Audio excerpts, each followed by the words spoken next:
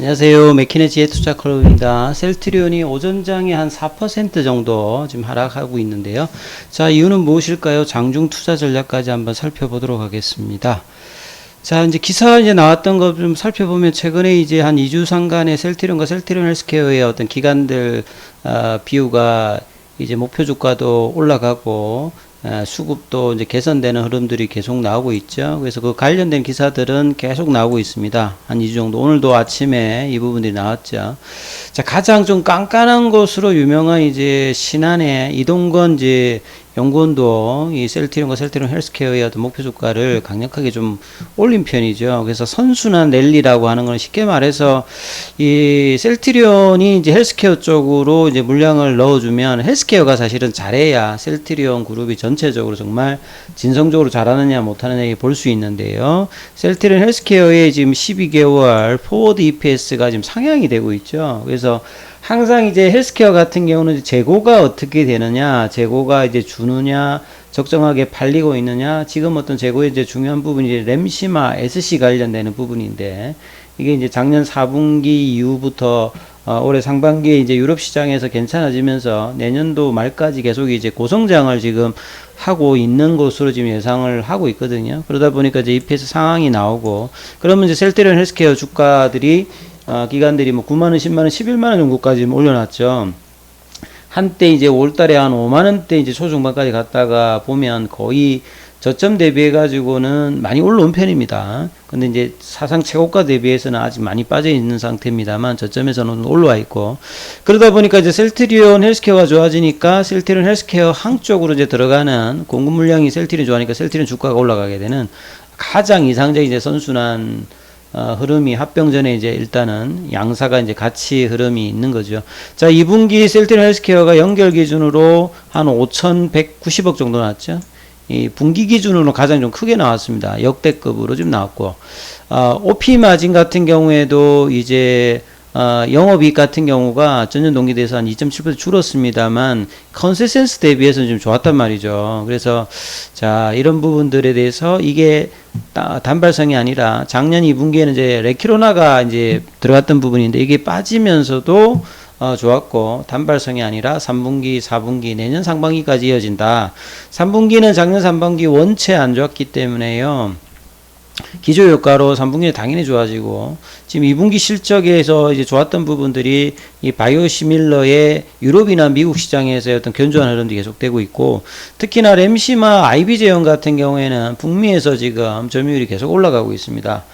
결국 이제 사범사의 어떤 이제 선호 약물제 등재 이후에 제도적인 어떤 발판을 하고 있는 것들이 계속 이제 실적으로 좀 드러나고 있는 거고, 램시마 SC 관련되는 부분에서 유럽의 이제 독일이라든지 프랑스, 영국, 이탈리아 이런 쪽에 이제 침투가 확대되고 있기 때문에 램시마 SC의 어떤 고성장세는 내년도까지 지금 이어지기 때문에 유럽에서는 램시마와 램시마 SC까지 합한 어떤 점유율도 여전히 이제 강성을 지금 보여주고 있는 거죠. 그래서 이런 이 셀트리온의 어떤 실적이 좋기 때문에 셀트리온과 셀트리온 헬스케어 간의 선순환 랠리 어떤 구조가 지금 갖춰져 있는 상태에서 한 6월달 하순부터 계속 이제 수급의 개선들이 이끌어오면서 7월달, 8월달까지 반등의 흐름들을 꾸준하게 지금 일단 올려 있는 상태다, 이렇게 봐야 되겠죠. 향후도 이제 이런 부분들의 어떤 전망들은 어느 정도 좀 지속이 되는 어떤 흐름이다, 이렇게 봐야 되겠죠.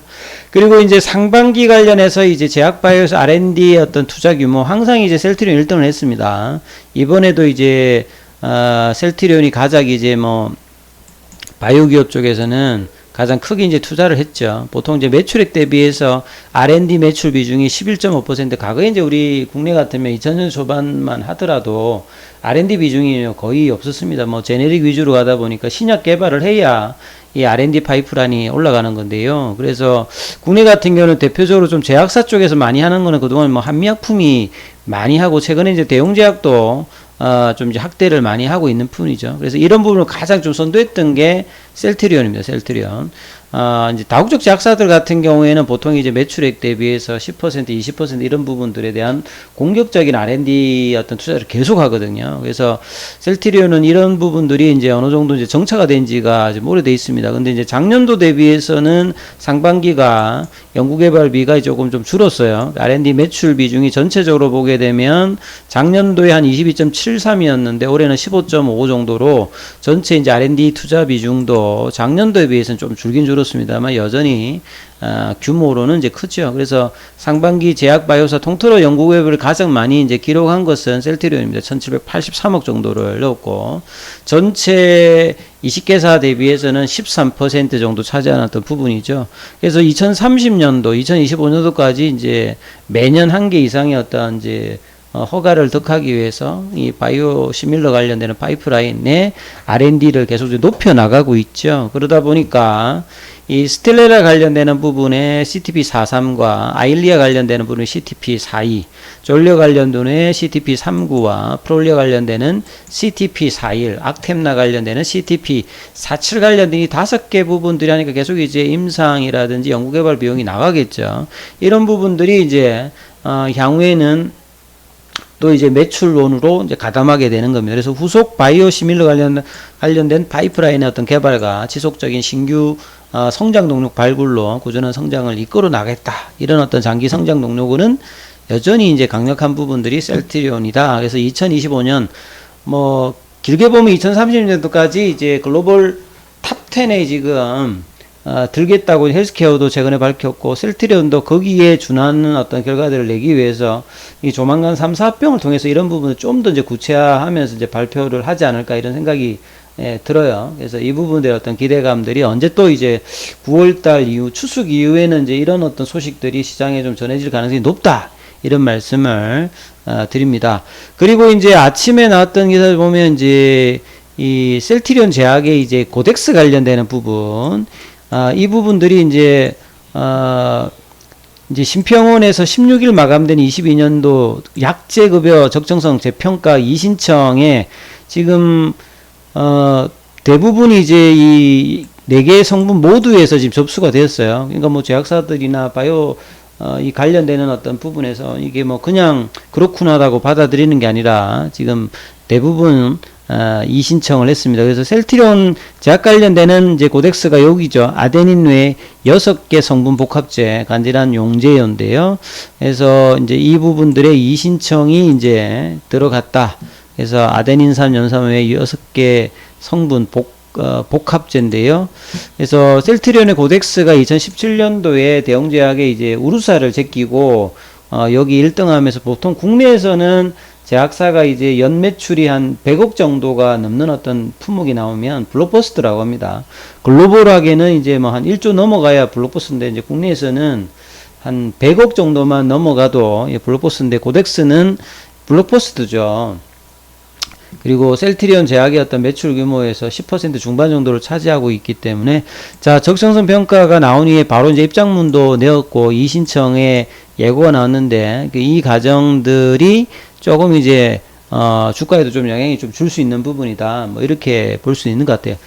이제 제일 처음에 셀트리온 제약의 이야기 나왔을 때 주가가 좀 밀렸던 부분인데 자, 이 신청의 어떤 부분들도 향후에 또 진행 과정을 또 봐야 되겠죠. 그리고 그 다음에 이제 이거는 실질적으로 뭐 특별하게 관계가 없을 건데 그냥 관련 기사로 좀 올라왔는데 아침에요. 자, 셀트리온 그룹의 특수관계인 범위 축소에 대해서 최대 수혜다. 뭐 이런 이야기 들으면 주가가 뭐 영향이 있을 것 같은데 큰 뭐 영향은 있을 것 같지는 않습니다. 이 공시 관련되는 부분에서 당장 이제 동일인 관련자로 분류돼 가지고 주식 보유 내역들을 공시했던 이제 친인척이 셀트리온이 뭐 한 45명 정도가 이제 공시 대상에서 뭐 제외된다. 이렇게 봐야 되겠습니다. 친족 이제 범위를 혈족 6촌 이내, 인촌 4촌 이내에서 혈족 4촌 이내, 인촌 3촌 이내로 이제 축소를 했기 때문에 셀트리온이 관련 뭐 친족이 45명 되더라고요. 이 기사를 보면 요런 건 이제 뭐 공시라든지 사업보고서 보면 이제 이 관련 특수관계인들 내용이 나오는데요. 직접적인 뭐 이렇게 친족 관련되는 부분마도 이게 뭐 좀 넓게 좀 돼 있는데 이 부분들이 이제 좀 축소된다 이런 내용이니까 시장에는 뭐 크게 직접적인 관계가 있는 부분 아닙니다. 차트를 통해서 한번 살펴보면요.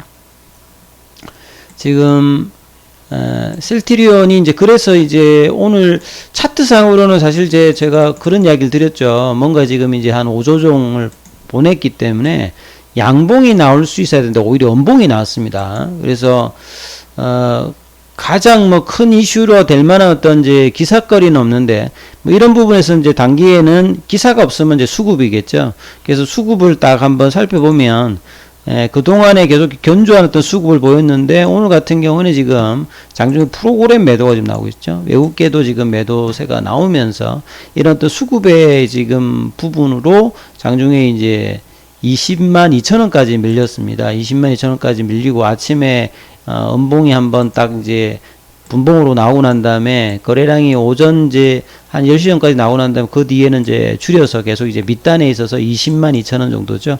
라운드 넘버 간격이 이제 20만원 정도 되니까 이제 그 부분에서는 좀 지지를 해야 되는 부분이고요.